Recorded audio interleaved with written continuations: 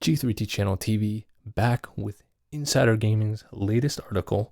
Now, this is what I'd consider the very first big leak per se on the next Battlefield game, Battlefield 2025 or Battlefield 6, whatever you want to call it.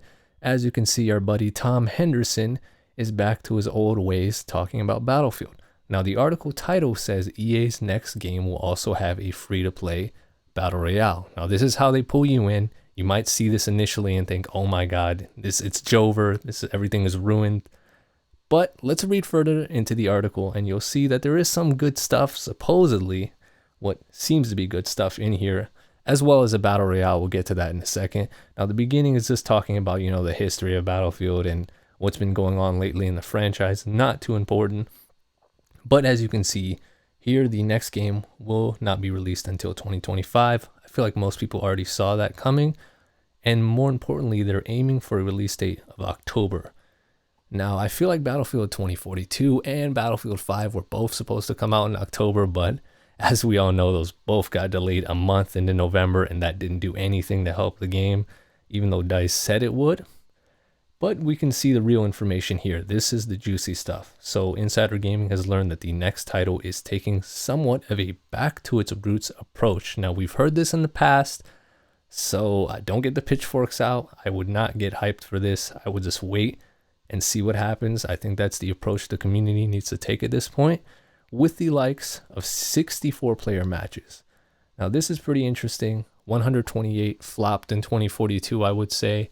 When it works, it's absolutely amazing. I will say that. I know a lot of people didn't like the 128 player modes, but I feel like personally, when it worked, it was absolutely incredible. But when it didn't work, it was absolutely awful. And I feel like 64 players is just something Battlefield does right. We don't necessarily need 128 players. Maybe at some point in the future when the hardware is there to mix destruction and 128 at the same time, we could return to it. But until then, let's stay away from that. Going back to its roots, we're going to return to the traditional class system. This is what people wanted, the 4 class system. So, assault / medic, support, recon, engineer, all those classes are coming back. No more specialists, it seems. Now, it doesn't necessarily say that. They could do a hybrid approach like what they've done with Battlefield 2042, but we'll just have to wait and see as more rumors and leaks start to churn up about this game. And there's going to be an overhaul to the destruction systems. Now, obviously, going back to 64 players should allow for more destruction, as well as the game not being held back by last gen. I think that is crucially a big part of what held 2042 back destruction-wise, as well as the 128 players, of course.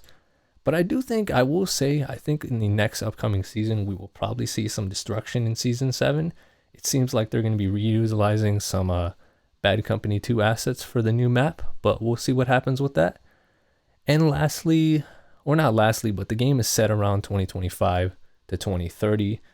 Now, one thing to note about this is obviously it's modern day, but also DICE never releases a game that is set in the same year that the game comes out. So I would say more realistically, looking at this, the next game is going to be set probably in the late 2020s, early 2030s. So think 2027, 2028, 29, 30, 31, somewhere in that range. DICE is not going to release a game in 2025 set in 2025. Nobody does that. DICE isn't going to do that. Just keep that in mind. And there's going to be a strong story-driven emphasis on modern technology used in war. So I think DICE is going to be pulling a lot from what we've seen in Ukraine. Think FPV bomb drones, grenade drops, all the horrible stuff, Lancet drones. The horrors of war that we've seen in the modern day. That's going to be definitely a big part of this next game. Now, this last portion is where we get into the Battle Royale. Now, we've known for the longest that Ripple Effect has been working on its own sort of game or mode, new experience they call it. Apparently, this is once again a Battle Royale title. Now, the fact that it says title makes me think this is going to be completely separate.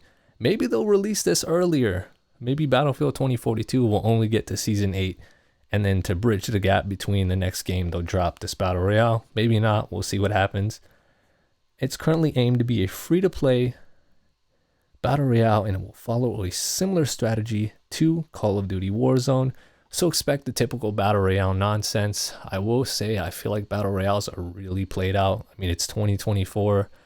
Obviously, Fortnite is kind of still popular. Warzone is kind of still popular. But I feel like the time has passed for a big Battle Royale to come in and just blow up. Maybe I'm wrong. Let me know what you guys think. And obviously, there's going to be two modes in the Battle Royale. Obviously, regular Battle Royale.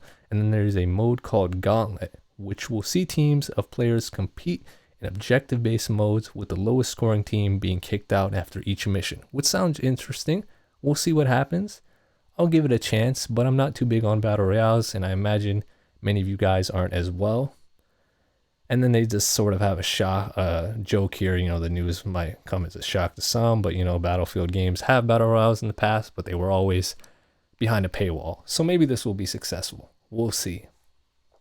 Now, I want to know your guys' opinions on the very first leaks, per se, for the next Battlefield game. I have some hope.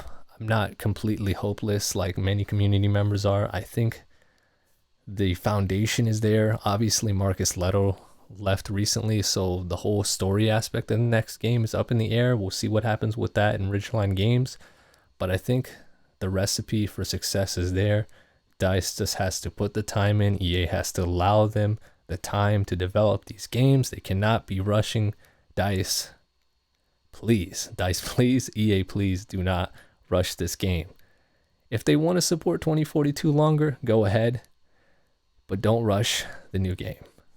That is all. I hope you guys enjoyed this video. Please feel free to let me know what you guys think of the newest leaks of the Battlefield 2025/Battlefield 6. I don't even know what to call it at this point. G3T Channel TV. More stuff on this game will be coming, and I'll be covering it on this channel. Peace.